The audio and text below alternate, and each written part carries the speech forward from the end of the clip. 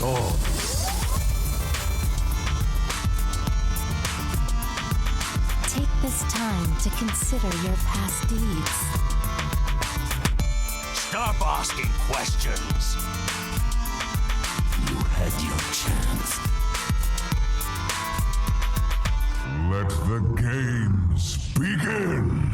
Hello and welcome to Velen's Chosen episode number 7. We're ready to buff your game. Are you ready to charge forward? Today joining me we have Andrew Brown and Evemartyn. Andrew, what's up? I'm more like, what's up, man? Eve, how you doing? I'm good. How are you? Doing swell. We have a very significant episode that everybody and their mother is talking about. And what is that? Eve, what do you think? Patron is gone. That just kind of went across the internet like a wave. It was like, Patron's gone. Patron's going. Yeah. I think it was like a cry of freedom for a lot of Oh people. my word. William Wallace moment for everyone, Yeah. basically. It's like the Jews being oppressed by Egypt and they're released with Moses and they're yes. like, finally That's so good. free! That To is the so good. promised land of ranked play. It's like this oppressive stepfather got kicked out of the house or something. Somebody looming over you, making your life miserable is gone. I don't know. That's kind of how I feel about it. Where little regular warriors and secret paladins can dwell in harmony forever. Free at last! right. Free at last! Oh, Bring back all the Oh, little man. decks with the little minions. You may all come back again. Mech Mage is back! that's right. That's right. Oh man. I want to see a parody speech. Oh, have you ever seen that video? Speaking of parody speeches, have you guys seen the Hitler video where it's like from Valkyrie? Oh, yeah, yeah. And they always mess with the subtitles and make My it say whatever favorite- they want. My favorite one was the HD DVD versus Blu-ray because, yeah, that was hysterical. But I've there's tons seen of one them. where Hitler gets banned from Xbox Live. So Oh, man. funny. That one's really good. Okay, I have no idea what you're talking about, but it just shocked the heck out of me that you went for Hitler. It would make No. sense if you saw What? it. It makes sense if you watch it. Basically, Hitler's in this meeting about losing a bunch of troops, I think, or basically losing the war in the movie Valkyrie. And he's with a bunch of his commanding officers, and there's a bunch of people in a bomb shelter, I think, outside of the room. And there's all of this German dialogue with subtitles. It's a very moving and high-stress scene where Hitler just loses it in the movie, and people have dubbed it with different subtitles to make it humorous, like them breaking the news to Hitler that he lost his Xbox Live account or something silly. Or I there's see. another one about WoW, like he got his account got hacked and all his characters' gold got stolen or something like that. But we're not here to talk about Hitler. We're here No. to talk about Hearthstone. Yes, but we always start off on a good, strong humor note. Am I right? That's right. That's right. Oh, that's amazing. Warsong Commander is Hitler. All right. Well, I'm actually going to take us in a completely different route to start, because we got an email, and the email is addressing the exact thing that we want to talk about on the show. Let's talk about it. Okay. Then. So let's talk about that. Let me pull it up. Andrew, while I'm pulling this up, what is one of the funniest tweets that you saw about our topic for the day? My favorite was probably Frodan's Battle Rage change, which, you know, they nerfed Battle Rage also. I don't know if you heard that. And now it's going to read, draw one card for each enraged patron player. So that was pretty great. That's a nerf? Yeah, now it is. Yeah, exactly. Because the argument is not having a bunch of them. All right. So our email of the day comes from Jamie. Thanks, Jamie, for sending us the email. Jamie S. is a frequent flyer for our game nights that TAC runs with the power of the Hearthaholics crew. He says, "Hey guys and gal, got me some interesting thoughts now that Warsong's been nerfed. Now that Patron's going to fall flat on its face, what are some things you're hoping to have life again?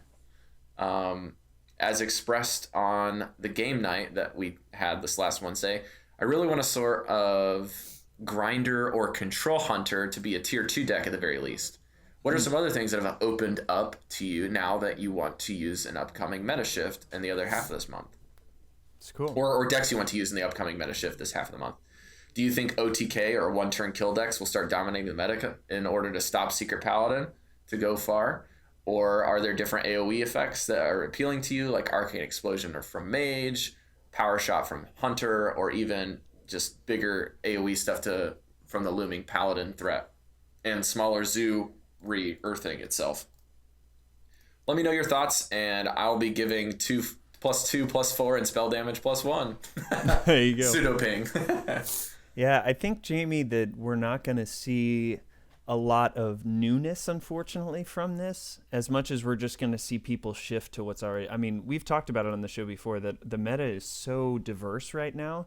I mean, you've got those few decks that have been at, top tier on the meta report, like Combo Druid and Secret Pally and Demon Handlock. Is that the other one? Yeah. So those, along with Patron, have been up there. So now Patron's not going to be a tier 1. I don't know if it's going to be viable or not. I know we got people on different sides, but I think we're just going to see people shifting more to the other ones. I mean, the Patron deck plays very similar to a Combo Druid because it relies on those few cards, a lot of drawing and a lot of board clearing until you get those cards to do the damage. And we've seen for a long time that Combo Druid is very effective. So if I'm a Patron player, I'm just going to shift over to that because I already understand that kind of play. As much as I'd love to see a Control Hunter take place, especially because I've got both of the worms that were released and are weird, but I don't think very viable. He's talking about Dreadscale and Acid Ball, by the way. Yeah, those ones. I don't think that we're really going to see those take force until we get some other tools, or I don't know, or we see the other classes go down. But do you guys think there's a place for a new kind of deck now that Patron's getting dethroned? I think it's I saw possible. that firsthand with that Hunter deck that Jamie made, didn't we? Yeah. I mean, I think it's possible that some people are still going to try and make some kind of deck where Patron is used in Warrior and still try and make it move forward. And it's possible that some of the pros and people that work hard to make really awesome decks have been, when they make a deck and put it together, they're in the back of their mind going, is this going to work against Patron Warrior? And they may have put cards into certain decks and not made certain decks because of the big overhanging cloud of Patron Warrior. So it is possible there might be different decks coming out that use more, smaller minions, lots of minions, because now they're not afraid of the huge frothing Berserker combo. Right. But I agree with you. The meta is already very wildly different, like so many different decks that I can't see it getting even more crazy. Okay, so our format for the show is going to be different than a lot of other shows today because of just a lot of people have been trying to put out videos or live streams or even just their opinions on YouTube and in podcast form about, banter over this change for a majority of their episode. And while we are going to join the trend, we're not going to join the trend in the way that we say, I like this, and then Eve will counter argument, and then Andrew will offer like another opinion, and then we'll keep going with good and bad banter for about 40 minutes. We're actually just going to do kind of a good, the bad, and the ugly, right? But we're just going to talk about everything we love about the change, everything we hate about the change, and the good and the bad, and then the ugly section is going to be kind of just translated to anything that we thought popped up during the show. We're just going to write it down, and then we'll have kind of the rebuttal section for anything that somebody had said. Or even if somebody didn't say something or we didn't cover it, we'll just reiterate that at the end of the episode. It'll kind of be a flyby, basically. Exactly. So starting us off, I think Eve wants to talk about the good because she's one of the biggest proponents that this is a solid change with very little drawback. So Eve, why don't you take us on our first couple of points I would here. suggest if you haven't watched it, watch Ben Brode's video because it just really goes into why they made the change and why they thought it was necessary and brought up a lot of points that I hadn't even considered about making things more simple for new players because it's one of the basic cards that you get at the very beginning of the game. I hadn't even thought about that, about how it's hard to understand. But the most important thing to me was that it kind of ties developers' hands going forward. Having a card like that, they really have to be careful that all the cards that they create going forward into the future, and I feel like we're just starting out with Hearthstone, have to be really careful not to make these crazy combinations with this card And so he talked about, what was it, Dreadsteed? That they originally were going to make a neutral card, and then that would have been impossible. Like the kind of combos that Warrior would have been able to make with these different cards that they wanted to make. So I would never want Blizzard's hands to be tied and not be able to be, creative and make all these amazing new cards, because this one card would just make them ridiculous and impossible and break the game.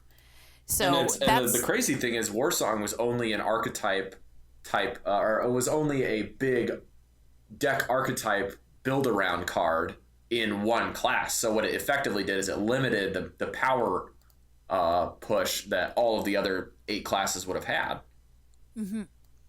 So that just makes me happy that I feel like if it can free the developers up to get creative and make amazing new cards, and there isn't this, but this would be crazy with this one card in this Warrior deck, so we can't make that. Mm-hmm. Like that's what made me happy, that it's now kind of taken out of circulation, so that it can free them up to be more creative. And you don't want your developers to feel constrained at any point in developing. Yeah. You want them to be creative and to come up with absolutely banana stuff. And the more complicated that the game gets, the more difficult it is for them to do that in a lot of ways. I mean, they kind of got around it because they made... This is just one example of a change that they've done. Because they've done this with tons of cards, like Blizzard and Miracle decks, and then they have like all kind... Yeah, Gadgetzan. It's crazy. They kind of made a workaround with Dreadsteed. They ended up putting it in the Warlock deck so that it wouldn't work together with the Warsong Commander. But yeah, it's definitely not... It's not ideal to have to go, this crazy card can make other cards impossible to put into our circulation. That's right. Yep. So we got another good aspect of the change that I'll cover here is, I think what Ben had said in his video, albeit a lot of people are kind of hotly debating this, I think that the 3 cards that were problematic in Patron Warrior, right, was the Warsong Commander, the Frothing Berserker, and then maybe the Patron card itself, okay? Sure. Because Patron is really good in Arena. Like, if you played Arena and you draft a Patron, you're playing almost any deck it's good in. However, the Frothing is the thing where a lot of players are getting the one-turn kill-off, and the Warsong Commander is the thing that enables that, or enables a Patron blowout turn, okay? So I think that Blizzard is 100% correct in identifying the real issue is in the charge mechanic, right? Noxious and lots of other big names in the scene, even Crip, and I'd like to admit that charge is the one thing that makes the game less interactive between the 2 players. Mm-hmm. It limits a lot of your decision-making process in your planning, because you're kind of hoping that the turn that you just finished, your opponent isn't going to be able to burst you for like a gazillion damage, which is why a lot of people, like including myself, don't like how Druid can hit you for 14 out of hand or plus more depending on their board. You don't like that, Rob? I like it when I play it, but I hate it when I play against it. Okay? Like, that's a lot of the mechanics in the game. I love getting killed that way. It just makes me feel like I was, I deserved to lose, really. That's what happened, Yeah, I don't know. I'm just playing. That's not true. So obviously, I think the Warsong change is the correct card to hit. So I think we should have definitely applaud Blizzard for finding the right source of the issue, right? Frothing is really fun to pull off some crazy Math Warrior stuff. If you can get it to sit on the board, you can plan it, you drop it down, your opponent has used a lot of removal and has an empty board that you can play a Frothing onto. I think that is very powerful, because then the next turn you can do all this whirlwind business and you can hit them for 16 or something. And that's okay, because you've set it up and it's been an interactive style, like where you had to wait a turn and your opponent has a chance to remove it. And if they have nothing to remove it, then you've planned well. So the decision-making process has gone up. Yeah, I think it's possible that players react emotionally to things that they want to change. So the thing that felt bad about losing to Patron Warrior was the Frothing Berserker. So they're like, change that card. And the developers are looking at all of the different cards and how they react with each other and how they make other cards better or worse. And so they knew from, knowing everything in the background, no, this is the proper card to nerf. But it feels bad for people who are getting smashed in the face for 70 damage. You know, Right. oh, it's the Frothing Berserker. Get rid of that thing. That's ridiculous. Like, we had pitched, I think, on a previous episode about how frothing was a big issue, but it was realistically, like Blizzard said, and like we said just now, it's only a big issue because you can play it and get a lot of value out of it right away. And your opponent has no answer, or no chance to answer that question, right? Like, you can't execute it if you're going in a Warrior Mirror. You can't Frostbolt it to even stop the damage next turn, you know, stuff like that. But there's another style of warrior that was a previous OTK style that was actually in beta that I played, tried to get the cards to play. And I don't remember precisely what the cards were for it because this is, you know, pre-Naxxramas, pre-Blackrock Mountain, pre-TGT, pre-GVG. But at some point there was a couple cards that were changed that you could play Alexstrasza and I don't think it was all on the same turn. It wasn't like no, it was a one-turn setup. I can't remember exactly what it was. Basically, I think it might have been a 2-turn setup, similar to Freeze Mage, but it was just insane. It was like Alexstrasza into Grommash and you're dead. Like, it was kind of something like that. But it happened so fast, and you can like look it up on YouTube. I'll have to go maybe put a link in the show notes for that one. But then when they finally nerfed that and then they released the existing game, now they had this deck in GVG where people were playing Raging Worgen with Charge and a Death Spite, and it would enable the Worgen to be a 3/3, and then it would basically make it down to a 3/2 with Wind Fury because of the Enrage. Then you give it Charge, which gives it 2 or 3 bonus attack, and then you give it Rampage, which gives you 3/3/3 for a damaged minion. Which is nuts. And then the Worgen can hit twice, and sometimes you can even put an Inner Rage on it for 0 and give it another -1 +2 health or +2 health or attack -1. So the thing ends up being something like 10 damage or 20 damage or 12 damage, and it can swing twice for 24. So it's still a really hard setup. It's a gimmicky deck. It's not something that had any kind of viability on the ladder. Because it needs a lot more setup. You have to have more cards to enable it instead of simply like a Frothing and 2 Whirlwind Effect cards that you can just fill your deck with, and a lot of draw. And you had to survive until that point. Yeah, exactly. And so what I'm saying is I don't think Patron is fully dead, because I'm seeing a lot of competitive HS players putting this combo back into play, because the deck still has all of those insane draw mechanics. And it still has all of those insane Enrage enabling things for the Frothing. And you can still get the Frothing to be super powerful. Instead of using the War Song, you can use the card Charge. Yeah. But the thing about it is you're only able to enable the Frothing with 1 card. You're not able to use a War Song commander to enable like an Armor Smith and a Ghoul, which is another Whirlwind effect. So effectively, without the War Song in the picture, they're limiting the total number of Whirlwind effects and making it more challenging to get that kind of a combo together. Which is great. Ben Brode talked about this in his video, where the only answer is something that you've already put down, like a taunt or something like that. And so now with this, you're at least giving the opponent a turn to react. And your Frothing Berserker, even if that has Charge, you're probably not going to be able to take down your opponent completely. And if you are, it's because you've already done some work, which then you deserve it at that point. You know?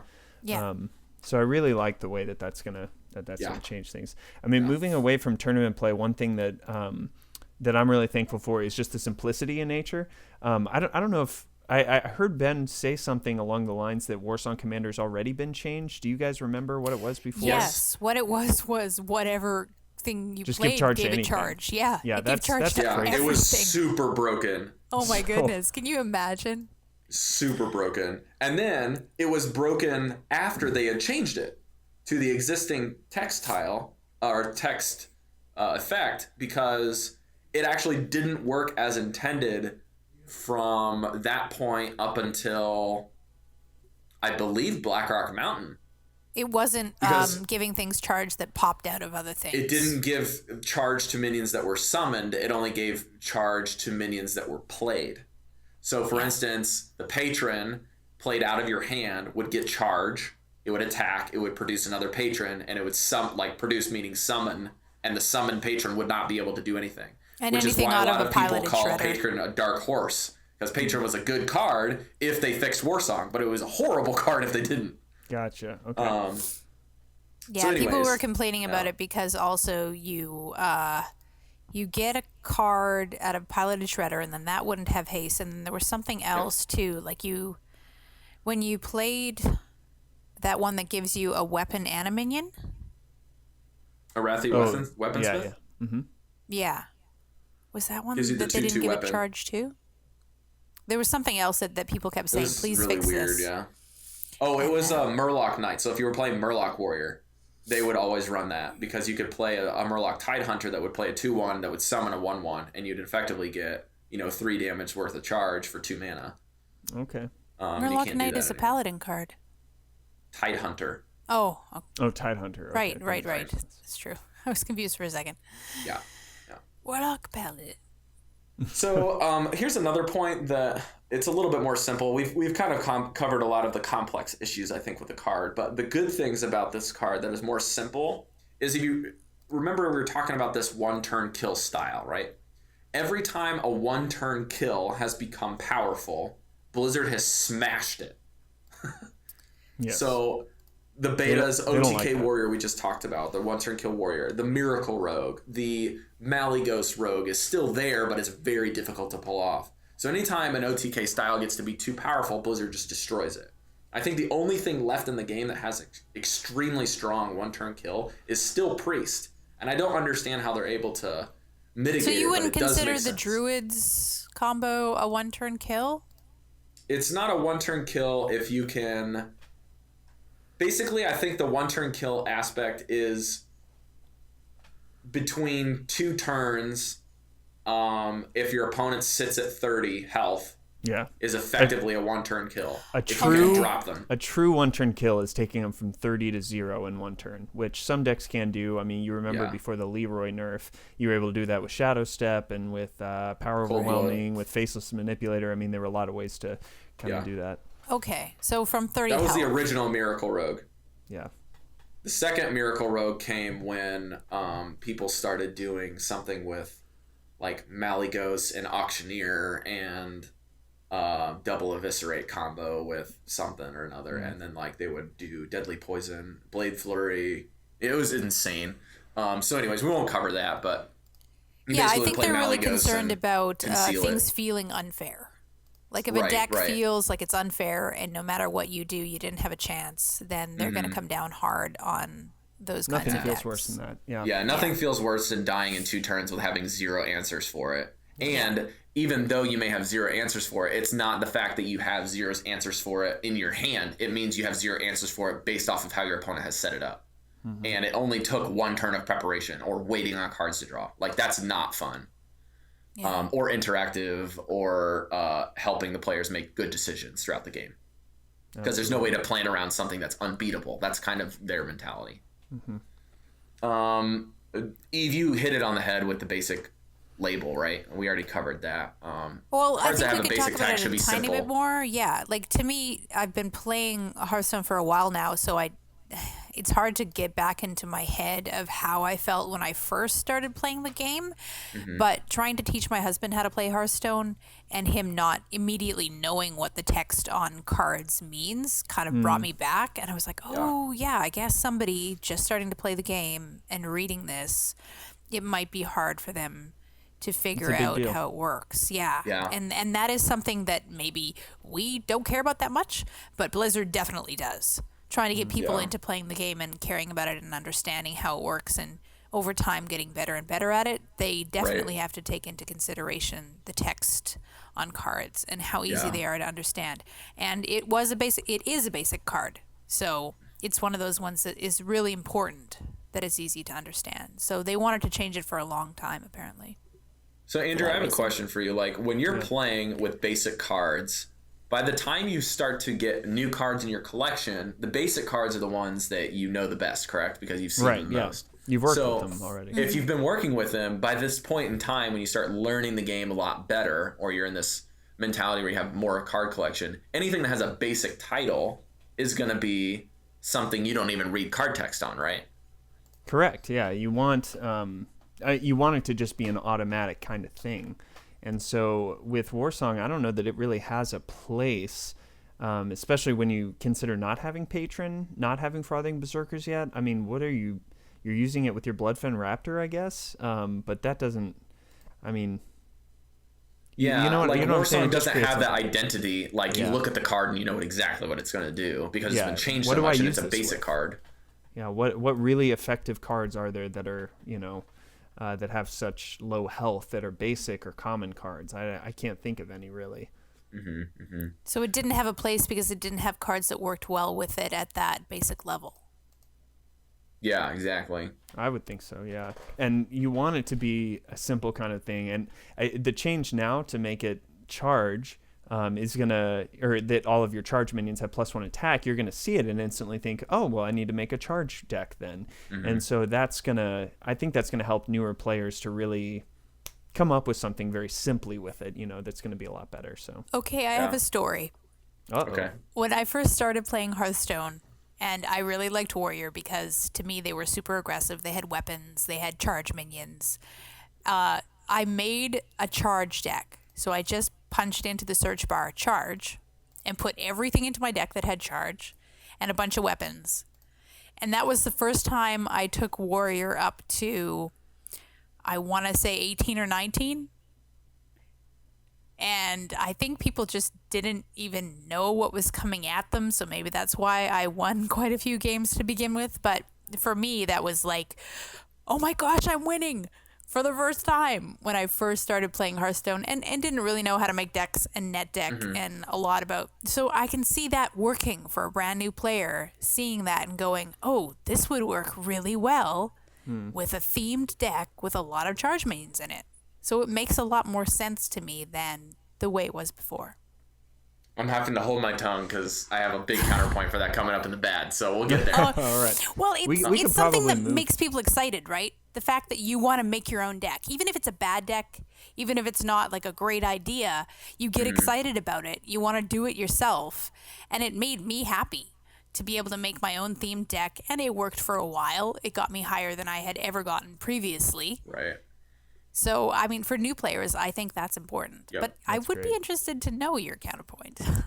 Yeah, we'll get there. I'll cover one more thing about the good, and then we'll be gone, and we'll go straight to negativity. All right. Which you've Negative been Nancy. waiting Negative for. Nancy. All right. So I think to bolster Eve's point here, it does promote a lot of creativity now, because now not only are you promoting creativity within Warrior to make good deck archetype outside of, Zalae's face / mech warrior with lots of big weapons and the wallet warrior, aka control warrior deck with lots of legendaries in it. You're also enabling a lot of other classes that were previously hitting a wall because everyone is either playing Patron or playing decks that beat Patron, and those were the top meta decks. And now you have like everyone trying to figure out what's the strongest deck, and then what is every other deck going to be played that's going to be good against it, or even an even matchup. And I think your answers are coming soon. But the fact of the matter is they also were able to change the pace of the meta. So Patron basically has moved the pace to be a little bit of a faster mid-range and somewhat of a control-y force. Like control decks were sort of pretty good to go toe-to-toe with it. And now I think the meta is going to be extremely fast again. Face decks, hybrid decks, mid-range decks are going to be pretty good with certain archetypes, like Paladin, especially when they're able to flood the board. Like flood the board type decks are going to be really good again. So this is really interesting. Shaman stuff. might come back. I really like Shaman is my dark horse pick. I really want Really? Shaman to be good because I love Shaman. I'm a Shaman player from WoW. I played Control Shaman in beta. Like that's what I want. So Overload is a really tough mechanic to play, and it's very punishing if you don't make good decisions. But if you make good decisions with Overload, it's impossible to lose. Kind of a scenario like you used to be able to dethrone Control Warrior, which is one of the best decks in beta and early access. I've gotten wrecked by some totem shamans. I mean, it might be a low deck overall, but it can work really. Yeah, it's definitely tier 3. When it I don't know works, why people it keep putting really it in tier works. 4 or tier 2. Like tier 2 I think and it's probably 3 just is the pretty consistency, honestly. Yeah. But yeah, I Yeah. have been run over by mech shaman. Just good. And have you ever brutally. seen that shaman list that runs like a bloodlust, like 1? Oh yeah, Bloodlust. Oh shaman. my I have been word, killed by that's that. so punishing. yeah. That's awesome. Okay, so let's get... Talk to us about the bad. So we're We'll get excited a about couple where the back. meta is going. All right, so the first thing about the bad is I believe the biggest bad change is something that Adwicta from Hearth Arena has said. Warriors in Arena got astronomically and exponentially worse. yes. Talk to us about that. All right, Yeah. so the first thing that I want to try to keep this brief so that Andrew can also counterpoint and we can go through some other stuff. But the basic of Arena comes down to the stat line and how you see cards appear in your draft. So first of all, the most popular cards that you will see is you will always see more of your class cards than you will see neutral cards statistically. Especially commons, because commons you see more than rares, and rares you see more than epics, and epics you see more than legendaries, etc. Okay, it's just like card packs. So every card that is a common or an uncommon card, so like a basic or a non-basic card with a white gem or no gem, is going to appear the most in your class. So warrior specific cards, right? The second factor is going to be the most recent set that was released is going to have the most probability of showing up. In this case, TGT. Okay. So the worst card that released in TGT, in my opinion, is Bolster. And Bolster is a class specific and a brand new card. So it appears a lot in your draft and it's basically useless in Arena. Sure. Secondly, one of the second most common cards you're going to be able to see is your friend and mine, the Warsong Commander, hit slapstick heavy with the Nerf bat. And you're going to be seeing a very bad card a lot. And you're not only going to see that, you're going to see that paired with Bolster. You're going to see it paired with a lot of their other, minions that are low cost and common that are warrior specific, like the Warbot, that are also really bad. And warriors just can't do anything in Arena, and it's very difficult for new players especially to figure out Arena to begin with, let alone understand how to use a warrior class. And you may be just peeing away your gold that's really good and valuable to you to get more wins in your Arena and practice as a new player to understand the mechanics in Arena by using the worst class, not just because their hero power is less effective than others, but because they just don't have the right tools in order to kind of begin the game in the early game. A lot of their cards has basically been neutered because of this change. So the best classes out there are the ones that have really good basic cards because they're going to be seeing those more often than anything else. No, the classes that are the best in Arena are the ones that have the strongest class cards that are common and class cards that are rare. Okay. Those are the strongest cards in Arena. Mostly. Yeah. So, for instance, the best commons and non-common card or uncommon cards in Arena are like Paladin and Mage cards. Consecration, Muster for Battle is a rare that's really good. They have Consecration, they have Blessing of Kings, they have Shielded Minibot, they have Murloc Knight. Mage, they have a rare, they have Blizzard, they have a common Polymorph, they have Fireballs, they have Frostbolts, and they have the worst enemy of you against a mage, Flame Strike. I don't think we need to explain why Warrior's bad in Arena, but Okay. what I'm struggling with is why one card just decimates a class that was already at the bottom. That's what I'm struggling to get. Sure. Well, I have it written down here. Hang on. I actually knew you were going to say something about this. Because for me, I never chose Warrior already. So for me, and I have heard those arguments out there that like, oh man, this is the final blow to Warrior. It's like I felt like the Warrior was already in the gutter. I don't know that curb stomping him really makes it a big deal. To me, it's just like it was already bad. So I don't think I even picked Warsong Commander when I did. Yeah, the thing about Warsong Commander that really sucks for them is because if you're getting a 3-drop card with those stats, even vanilla, that card is really bad. And usually they overcost a card that's, lower stat line for that mana cost in order to give them a better ability that's in their card text. Warsong Commander's ability is worse than Raid Leader's, and Raid Leader is even more valuable. And so the arguments that we've already said are true, but I actually looked through every single basic card that is a minion that every class has. So let's go through these real quick. Mage, I'm only listing like the strong ones or the good ones because most of the basic card set, most classes only have maximum of 3 and minimum of 1. Okay. A basic minion that is common. So basic minions for Mage, Water Elemental, Warlock, Voidwalker, and the Dread Infernal. They also have a really bad one that's the 4/3 that says discard, Succubus. Shaman has Fire Elemental and the Flame Tongue Totem. Priest has the Northshire Cleric. Druid has an Iron Bark Protector. Rogue has nothing. Man. Hunters have Houndmaster and the Tundra Rhino and the Timberwolf. There's and lots. Then, I think we can leave it at that. Yeah, and then the Paladin has the Guardian of Kings. So that's everything, right?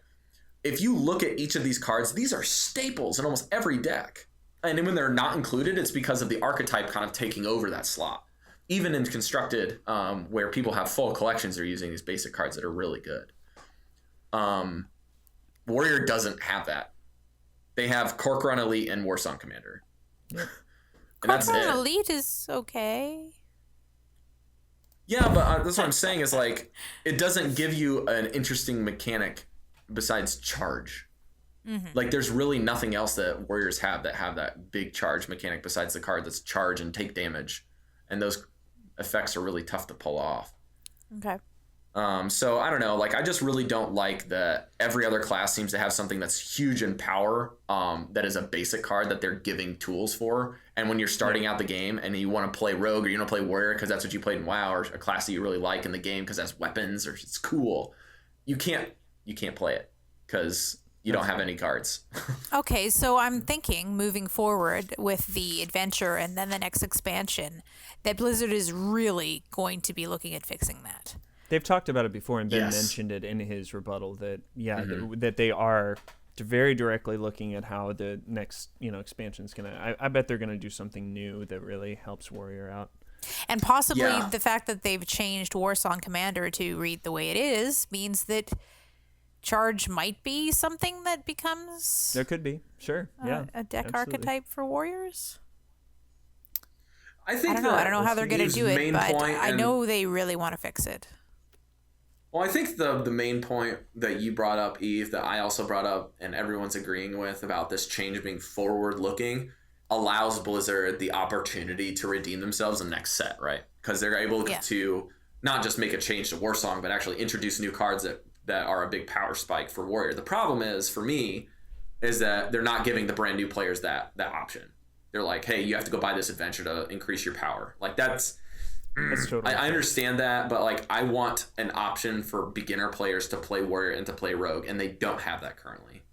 Yeah. But that's the nice thing they about. know that though, because when I was playing as a new player, I didn't feel that way, and I didn't understand that. You're just looking at your cards and putting together decks and making them. I mean, you don't have the kind of knowledge that we do about the game to go, oh, it's worse than all the rest of the classes. Yeah, it's something that you learn over time. And the nice thing is that that Arena is going to always be the equalizer for everyone, So we don't have to worry too much. I mean, obviously it is a pay or a gold feature, but it's still gonna be something that's accessible even to new players to try out cards that they don't have yet and cards from other expansions and stuff like that. So overall, I think it's still gonna be okay. Okay. Andrew, why don't you go with your point here? Yeah. So Warriors on a budget don't have an option other than Face Warrior right now. So that's kind of a bummer. But I don't know. As long as every class has one option, that's good to me. And it seems like everyone has some kind of budget option now. I mean, a Face Warrior isn't terribly effective. There's been a lot of that mech kind of synergy. Face Warrior. Yep. Yeah, with Warrior lately. And so you can go ahead and go with that if you want. But it weird is kind variant of Patron. We just don't know if it's going to be good yet because we haven't seen it tested against non-Patron decks, and everybody's going to be playing it. So it's definitely still a bummer. Yeah. It's definitely Yeah. still a bummer. Nothing. So nothing the gets good part that we mentioned before is that Blizzard is training its audiences to make them understand that they are going to smash 1-turn kill or 2-turn kill decks, right? Yeah. Things that 30 to 0 you in 2 turns. They're going to make sure that those decks don't exist as much as they can. And But they're you know training what? new players to understand that they don't want that to happen. They don't.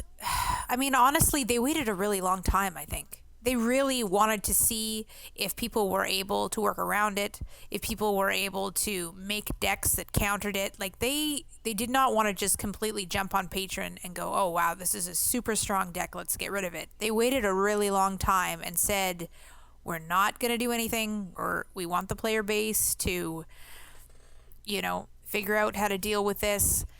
And it did finally get to the point where they had to make a change to Warsong Commander, but it wasn't an easy decision and it wasn't a quick thing. Patron was top of the heap for a very, very long time. Yeah, and I get that, Eve. I just understand, like, I already understand that aspect, and I'm not trying to degrade that Blizzard's not really working on getting things done as far as like letting the players kind of find a workaround. But the fact is that Blizzard is working to ultimately, around all of the decks that have had power, they've given time, but they've ultimately tried to train the audience to make sure that, hey, this deck is too powerful and you guys can't figure out something, so we will intervene. So they're basically saying, if things are too strong, we will intervene with 1-turn kill stuff. Yeah. However, simultaneously with this, that also means that in some stretch, Blizzard's response isn't always a balance issue, but they kind of train people in some ways that if they whine it long enough, there's going to be a change. OMG, this is broken. Well, the thing is that is not effective. Where there's smoke, there's fire, and if everybody's complaining about something, then there's probably something at least that they need to consider. I mean, I was kind of surprised with how much Ben was talking about it not being fun when you can't react. That Face Hunter wasn't at least mentioned, because that's my experience every time I play against one of those guys. If I don't have the right hand, then it's not fun at all, and it feels like a waste of time, to be quite frank. Yeah. I think the thing with Face Hunter is that there's no one card that makes Face Hunter ridiculous. Like, there's not really a way they could step in and say, oh, this is the one card that makes it super overpowered, like, Starving Buzzard or something. And I'm definitely not saying it's an OP deck. I just agree that that's what makes the game not fun. Yeah. And if you want to continue to move it forward, you're going to have to consider, okay, how do I keep it as something that's engaging and fun for, people to be a part of? Mm-hmm. Yeah, and this kind of goes back to my previous point, is the next thing on the list that we have here is just basic cards do need to be simple, but they don't need to be useless. Like I said, like, they need to be core and they need to be strong basic cards, and Warrior realistically only has that with like their spells and like a weapon. Like, they have arguably the best basic card in the game, which is Fiery War Axe, but that doesn't mean they have to have a completely useless minion. Absolutely. So yeah, like, useless minions are okay to exist as long as they're in the neutral set, in my opinion. But if you're giving useless minions to classes, I think we start having a problem, especially with how Arena works. Yeah. So you have to be very careful. But I think that it's more, they might have a different purpose for those minions when you're first starting out playing. It may be the cards that they've created for the basic set is to teach you how to play the game and to teach you how different mechanics work. And then once you've learned all that, you go on to better cards. Yes, but to counter your argument, Eve, how is Warsong teaching you anything? It's teaching people to make themed decks. It's kind of pointing them in the direction of, oh, here's a card that does this to other cards. So the idea is to kind of take one card and build a deck around that identity. Okay. And that's what it would encourage players to do, I think, is to put charge minions in a deck. I understand that argument as a whole, but like, to me, if you're trying to learn this mechanic, that sounds like it's, to me, like, if you're going to build a deck around a certain archetype because you're using this, you play Warsong Commander and it's new light, you're going to realize, wow, Raid Leader does the same thing to everything and it's better. Like, why would I not play that? It's a weaker body, isn't it? Yeah, it is a weaker body. Well, 1 health, but you get the benefit of adding 1 attack to every creature. It probably puts it in the same playing field, if we're really fair. Yeah, but I don't know, like, if Warsong's going to be a good teaching mechanic for people to build a whole deck around it just to realize that Warsong's a terrible card and teach them that. Yeah, but that's how you learn, right? That's how, like, to begin with, cards seem good, like eye for an eye. People get excited about different mechanics, and then over time, as they play, they learn that there are better cards, and they learn why the card isn't good. I'll have To agree begin with, disagree I on think that they're and I don't want to put words in Blizzard's mouth, but they want to teach mechanics so new players know how the game works and how different cards work, and then after that, there's a way of moving forward and moving up in learning style. Yeah. Okay, so I already said the Rogue and Warrior share the weakest classes. Eve, did you say you wanted to say something about that? Do you just mean in Arena? Because Oil Rogue is still really strong. No. You have to understand, this is in light of free-to-play and basic card sets and new players coming into the game. So not having all the cards, you mean? Yeah. Yeah. These are some of the weakest. Definitely. But you know what? I also think that kind of like Heroes of the Storm, there's different heroes that are easy to play and different heroes that are harder to play just intrinsically. So they kind of want to have different difficulty levels of heroes almost. And they start you out with Mage because it's pretty easy to understand. Yeah. And then they're not necessarily saying all of these heroes should be ready to play right out of the gate. You should be maybe drawn to some they also that are... have that. They have that mechanic where you have to play each of the decks to level 10 in order to unlock all of the cards. That's true, but you can also play against the Innkeeper. Even in playing against the Innkeeper, I struggle the players. most playing Rogue on my EU account so hard. Yeah, that's true. That's true. Like, I had to My open buddy, packs that's and all I got he would lucky do with was play getting against the SI7. Innkeeper. Yeah. Oh, yeah? I would say Andrew, the did you same. want to say some more on that? Sorry. I didn't want to cut you short there. I would agree that Rogue gave me the most trouble, too, when I was leveling up my heroes. It was a harder class to get than the rest of them and a harder one to make work. It's not kind of intuitive that you would want to take your weapon and smash it into a minion doing damage to yourself. Like, that's sort of something I think new players are averse to doing. And maybe the same with warriors' weapons, like doing damage to yourself to take out a minion. Yeah. I guess, okay, the last thing on the negativity here that I'll say is kind of a combined point, just like the fact that the power level of this card being so low is something that I just don't like. I really like having a lot more cards that are versatile. I would have liked to have seen a +2 or maybe even a +3 multiplier on charge minions. Probably a +2 multiplier on charge minions, maybe make it a 2/2 for 3 for Warsong instead, so that you can actually have some decent buff to give charge minions, because right now there's way better cards that give you a +1 multiplier than Warsong. Example, like Shamans have the Flame Tongue, the Raid Leader's still good enough to play, the Direwolf Alpha, I think all those cards are better. And then also, if you go to class specific, like spells are even better than this card, like Cold Blood, Power Overwhelming, Rampage, even a simple 0-cost card that does 1 damage to it and give it 2 in Warrior is better than a Warsong at this point. So those are just other cards to kind of compare and contrast. Even Direwolf Alpha is awesome, right? Because he can give you like 2 cards +1 adjacent minions, and that's a whole mana less. I think maybe really they were being cautious because charge is already one of those mechanics that they're being careful about because you don't have a turn to react. So maybe they were just being cautious, making sure that they didn't solve one problem and create another one. Right, because like Leroy would be able to hit for 8, Arcane Golem for 6, Wolf Rider for 5, anything that had 2 attack and charge, like the Bluegill Warrior would have been a 3 or 4. So I can understand that, like making that too powerful, but 1 is just so bad, and 2 is like pretty good. You know what I mean? Yeah. So it's a super fine line that you just can't pass. It's really tough to balance this card. I'm not saying Blizzard had it easy. I'm not going to say that at all. It's never easy. Yeah. I hate when people oversimplify it, because a change like they're not taking this lightly, you know. So even if you disagree, you have to respect that at the end of the day, they know what they're doing. They've been And in they this game finally for made a decision. long time. Yeah.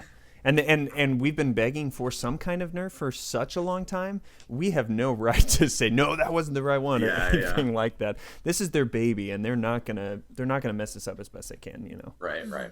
Okay, so in the bottom of the show, we have a link for HearthstonePlayers.com, basically their predictions of what the winners are and the losers are in the upcoming patch change, like as far as the meta shift and decks that you're going to see more of that are going to win, and decks that are going to see a lot of power loss.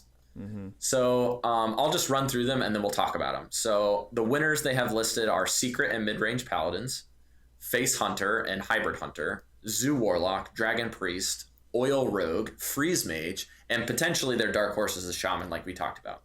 The losers are going to be the Handlock, Demon Handlock, the Druid class, the Control Warrior, the Tempo Mage, and the Mid-Range Hunter. So what do you guys think about any of these? So possibly, like, you think those losers are because they were strong against a patron, and now that patron is going to be gone, they don't really hold as much of a purpose anymore? Is that the idea? I think that what they're saying is that these classes that were tier 1 were basically specifically designed in order to be able to dethrone patron on ladder. So everybody playing patron is trying to get their stuff together and win games because they can win against anything. And then the decks that are losing are now the decks that were specifically designed to destroy them. Or decks that could go toe-to-toe with them in their own way. So Handlock, Druid. Control Warrior is kind of one of those catch-alls that can just do anything. Well, Tempo Mage is also the same avenue, I think. I think I've said it before that I really believe Handlock is always going to be effective to some degree, but you're going to see it go down in countering specific. I mean, it'll still counter Combo Druid, you know, which is still really effective, but not as big of a deal against some other stuff. You know. And losership could also highlight maybe the fact that these decks may not see as much play. Just simply, like, it may not be played as much. So what about the winners? What do you guys think is your... Let's go with your top 3 winners, right? Honestly, I think everyone knows that Secret Paladin is now at the top of the heap. It had basically one thing that was better than it, and now that thing is gone. It's going to be Secret Pallies everywhere. I don't know. How do you guys feel about that? Well, I think the other thing is Control Warrior is going to see a boost also, because I never wanted to play Control Warrior because the patron would, you know, kill me before I really had a chance. The right time. Yeah, I can't have my Cruel Taskmaster, my Acolyte of Pain, my Armor Smith. I mean, pretty much everything was ineffective being out there. But now I don't have to feel as, you know, as hindered, I think, by all those as I was before. So my predictions here, I think, is actually going to be that Secret Paladin is going to be what everyone thinks is strong, and they're going to play it. Okay? Or some form of mid-range to control Paladin, because all of those deck archetypes are freaking crazy. They can flood the board at any time. They got Quartermasters if they're non-secret. They've got Secret Keepers and Shredders and stupid Dr. Six / Mysterious Challenger stuff shenanigans. However, I think the smart players are going to realize what's going to be played and play what's good against it, right? So we already addressed the Secret Paladin on our Legendary Host episode, which I think was episode 5, that I ran into Patron Warriors were killing me, right? And Dragon Priest is a really good matchup if you're running a specific version of the Secret Paladin, right? If you're playing the aggro one, you're going to be getting dismantled. If you're playing mid-range to mid-range control style like I was playing, the Secret Paladin's favored. And if you play against Zoo Warlock, it's very hard. And the Handlock / Demon Handlock deck can be kind of 50-50. If they have Moltons, you lose. If they have Moltons, if they don't have Moltons, you win. Sure. I'll tell you, I did play Secret Paladin a lot last night, and my strategy against Handlock was to not attack them until I had lethal. To get them to a point and then wait until I had my Blessing of Kings and things like that, and just deny them their Moltons until I could do it in one turn. Yep. That was the experience that I had as well, Eve, when I was running to Legend. But I think that the biggest thing for me is actually to try to get that Mysterious Challenger to be played a bit later and try to control the board sooner. so they don't feel threatened, and then you burst them down into kind of like 15 or 14 where Moltens are cheap-ish, and then you drop the Mysterious Challenger without playing Repentance, and the Repentance pops up, and then you're really happy because they can't play their Moltens even though they're Molten range because they're going to have 1 health. Mm-hmm. So that was another alternative strategy within the archetype that I was particularly running, is to try to wait a little bit longer. And a lot of people that are holding Mysterious Challenger or Tyrion or whatever, their in-game cards in their opening hand, are just not playing Secret Paladin effectively. You need to basically try to draw into it, and that's when you maximize your damage, my opinion. But that's just after playing 150 games of the deck. That's how I started playing it and started winning more. I also think that mid-range / Secret Paladin that is running Belchers is going to be even more effective than the rest of them, because of it being able to stop aggression if it gets to drawing poorly or not. Yeah, I remember those Belchers being really hard against patrons, so yeah, I'll be very thankful that when that's done. Yeah. Oh, yeah. So I actually think the biggest winner besides Secret Paladin is anything that counters it. So what are things that counter Secret Paladin? I actually think that Face Hunter is going to be really good. Hybrid Hunter maybe even more so. I could never really pin Hybrid Hunter on where it is in the meta. Maybe tier 2, tier 1, but What killed me? Tempo Mage. Tempo Mage for me is almost like a 60% win rate. So it's a favored matchup, but if they get the shenanigans, you're toast. It was close. It was really it's close. always close. Like, I will both of agree our with you. healths were really low, and if they have Fireball in their hand, you just lose. But yeah, it was a really close matchup. I would It's say always- Tempo Mage is probably coming back in a big way. Yeah, especially with more of the randomness aspect ran in there. Their randomness can kind of beat you. Flame I Waker, think now Freeze they're not Mage could be worried interesting. about like hitting patrons and hitting things with their little Yep. flames that go out, so that's probably going to be around more. The Flame Waker Mage. I think the traditional priest is actually going to be very strong. Control Priest is going to be back, I think, in a big way. It doesn't I do also well think that against Secret Zoo Paladin, Warlock though. is going to be very powerful. So I may be trying to come up with a Zoo list that is original, and then I'll probably pull some cards and see if there's any cards in my collection that I want to use against Secret Paladin, maybe even running a Dread Infernal with Void Collars in a Zoo, like a mid-range Demon Zoo. I think that would probably be best. It's good news for going our into this. listeners because Zoo Warlock is one of the cheaper. It's one of the ones that's kind One of of my easier friends to that play. just started playing and- did it. He only had enough dust and enough money to kind of drop a few bucks on some packs. He only crafted 2 legendaries, and it was a Mal'Ganis and boom. And so he only has 2 legendaries in his collection, lots of little cards, and made sure he made all the cards count. And he's been playing Zoo even in this current meta to a lot of success to get to rank 15. So you can do it. And he's a previous MTG player that tried to make a lot of sense of it. I sent him some videos and talked him through and coached him a couple games, and he's been playing really well. He maxed out, I think, at rank 12 in his first month. So Yeah, pretty Zoo good, man. Warlock's one of the cheap ones to make, and I think it's one of the easier ones to understand and play properly and play well. Yeah. So any final thoughts on winners and losers and stuff to look out for? The last thing I'll say is Oil Rogue. I love Oil Rogue, and I think it's going to be really good with the board clears.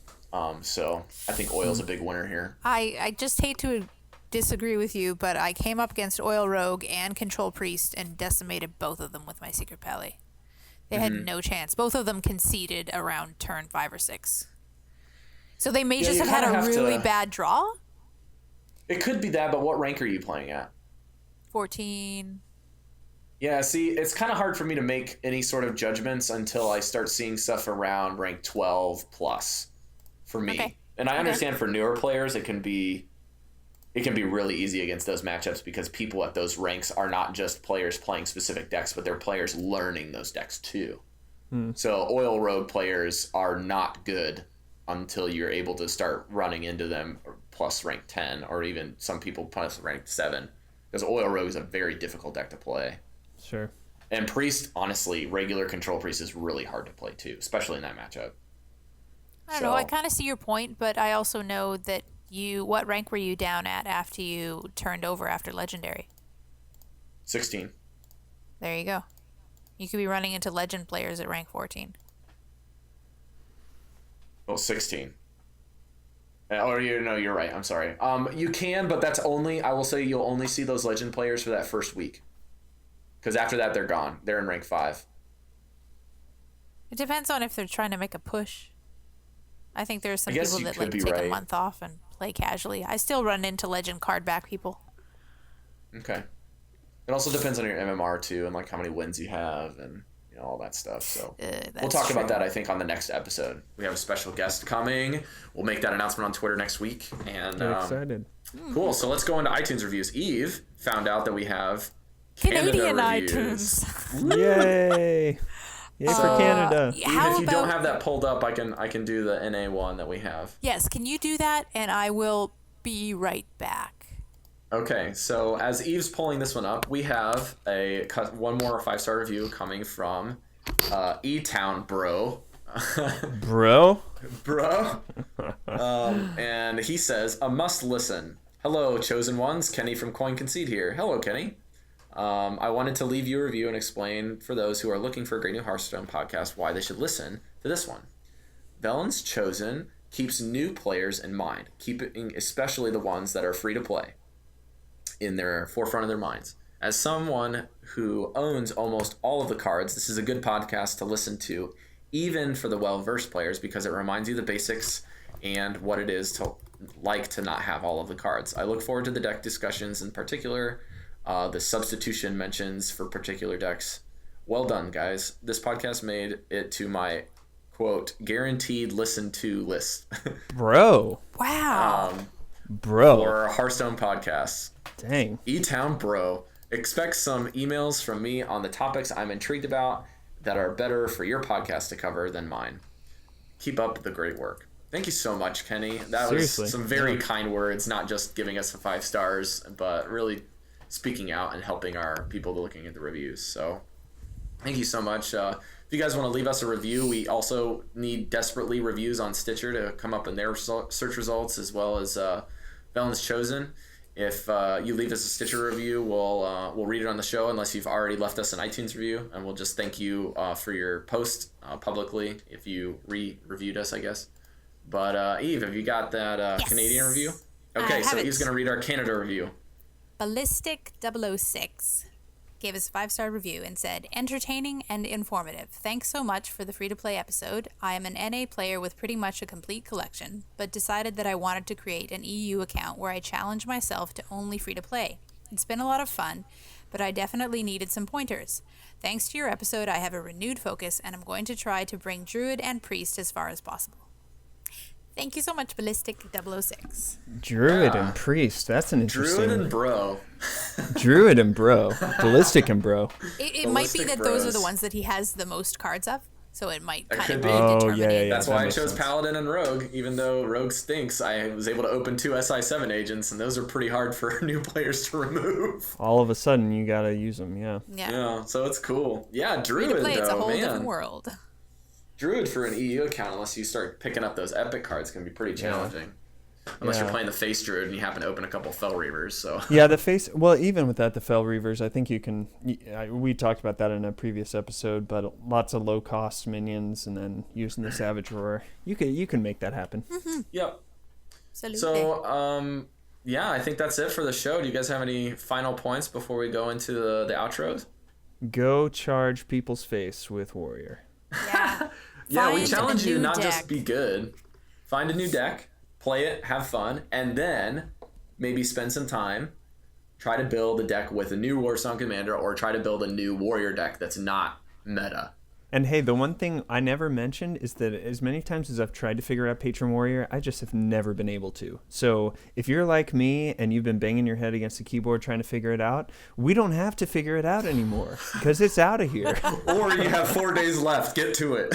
Yeah, right. Oh No my way. gosh, I made that mistake. I was playing Secret Paladin like the Warsong Commander had already been nerfed. And I ran up against a Uh-oh. warrior, and I was like, no. yeah, it's not gone yet. Oh, not nerfed. Ooh. No. And I got Yeah, the completely Nerf will be destroyed. live on Tuesday, from what I understand. Yeah. So They're not next gone Tuesday. yet, so they're getting in their last death rattle. Yeah. That's Yeah, it there. it's kind of like I'm really looking forward to the Wednesday or the Tuesday after patch hits, and I'm playing up against a Patron Warrior and they drop their combo and concede because the card's nerfed and they didn't remember. Whoops. That's gonna be the highlight of my week for sure. Although some people have been saying that from here on out, whenever you see Warsong Commander on your opponent's board, you just instantly concede out of respect. going forward. So Like a salute to the fallen. exactly. I get you. I don't So, think anybody you can salutes the consider it. fallen in this sense. It's like, All we right, feel so you. Andrew, can you tell people where to find us on Twitter, email, and Facebook? Of course, you can find us on Twitter at Velen's Podcast, on Facebook, Velen's Chosen Podcast. You can send us an email at valenschosenpodcast@gmail.com. Ask us any questions or send a deck that you're trying to improve, and we'll give you some budget ideas. We also have a Patreon if you'd like to support the show and help us improve our quality. Then you can check out the link in the show notes or search for us on Patreon, Velen's Chosen Podcast. Or you can just tell us that you love us and give us a couple bucks. That too. The iTunes reviews are huge too, so keep doing that, please. Yes. Eve, why don't you talk a little bit more about how important iTunes reviews are and then where people can find our show outside of iTunes? Yeah, we really appreciate everyone who's been giving us 5-star reviews and leaving comments because we just keep rising. I think we're on the first page now when you search for Hearthstone. Yeah, we've been on the And- first page. Yeah, Dang. it's just we really appreciate anyone who takes the time to do that. It doesn't take too long, doesn't cost you anything. So if you like our show, please leave us a little review or just give us 5 stars, and that helps us a lot. Yeah. Indeed. So where else are we at besides iTunes, Eve? Us or each of us? The show, sorry. Maybe you should tell us, Rob. Okay. Yeah. Apparently Eve doesn't know. I'm I'm like, just I have kidding. no You idea can- what you're talking about. You can find us on iTunes if you're listening to us on iTunes and you want to tell people about the show. We have our RSS link in our website, and we're also on Stitcher. So if you want to find those links, they're not really easily accessible on the iTunes links. But if you go to our website, valenschosen.posthaven.com, you can find us there, and you can get all those links and send them to other people. You can give them the RSS feed if they don't like Stitcher and they don't have iTunes and they're still Android or whatever. You can even listen to it on the website. Andrew, where can people find just you at, man? Just Me is just at Andrew is Living. Or Just Me with Just Arena Tips is on YouTube at BinacaFreak. That was so awkward. Wow. I thought it almost would wanna work, and slow clap then- for that awkwardness. So, long story short, Twitter, Andrew's Living. YouTube, I've got some arena tips on there. BinacaFreak. You can search for me on that. Awesome. Eve, what about you? You can find me at Twitter at Finnovar, FHINNOVARR. I gotta get on changing that. And I will be starting to stream on Twitch. I just had a really bad cold last week and didn't want people to see me sneezing and dripping and all that sort of stuff. That's not fun for anyone. Dripping people is never a good thing. Yeah. So as soon as I'm completely at full health, I will get back on there because I had a lot of fun streaming the last time. Awesome. Evemartyn. Yeah. Yeah, Evemartyn. Watch her What about Twitch you, stream. I Rob? can't wait till her go live again. I'm going to watch. Don't give me a hard time. I'm trying to figure out how to make the delay as small as possible because it is kind of hard to deal with when you're trying to read the comments and like respond to people, but that was like 5 minutes ago. Yeah, I So- set my delay for 5 seconds, I think, and it ends up being right around 15-second delay on the stream because of internet connectivity and how that works. What about you, Rob? Give you us can- your stuff. Oh, thanks, Andrew, for that brilliant segue. Of course. From one to the next. All right, you can find me on Instagram at NotRob and on Twitter at the same title, NotRob. And on Facebook, you can find my design and photography portfolios. I only posted there because I don't have enough money for a website. So I'm just going to use Facebook, and it's at NotRobMedia. If you want logo designs or anything, I also work for Vicious Syndicate, so I always want to try to make sure I get a plug for them. Really love their stuff. They put out like a couple new articles. There's a brand new tempo mage that runs Idis Darkbane and Toshli that they just got posted today from a player that won their most recent Tuesday Night Hype. They run a Tuesday night tournament every single week with monetary value if you land in the top so many and there's no BlizzCon points.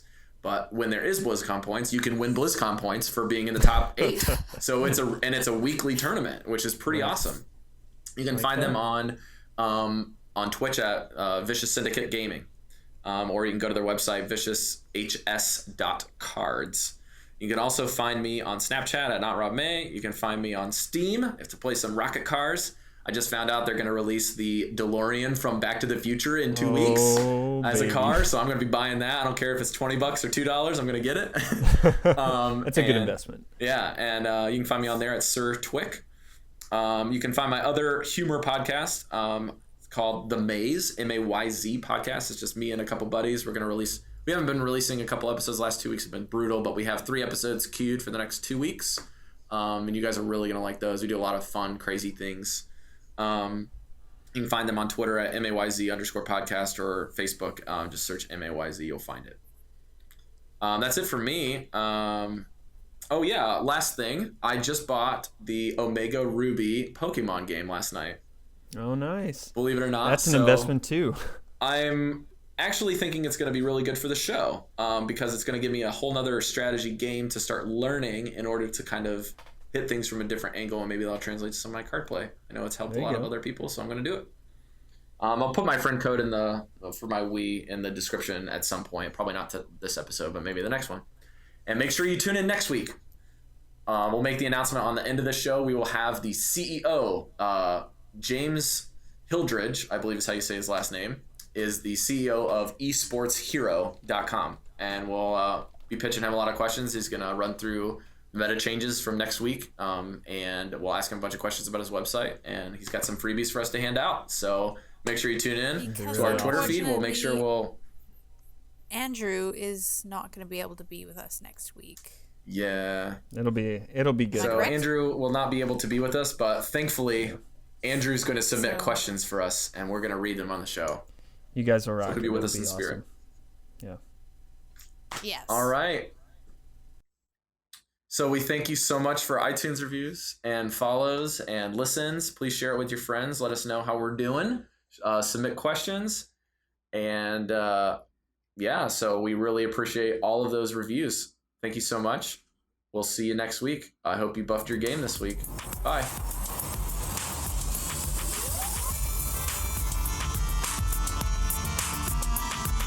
Take this time to consider your past deeds.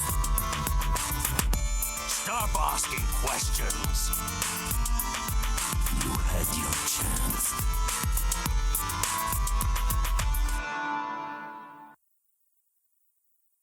Did I miss it?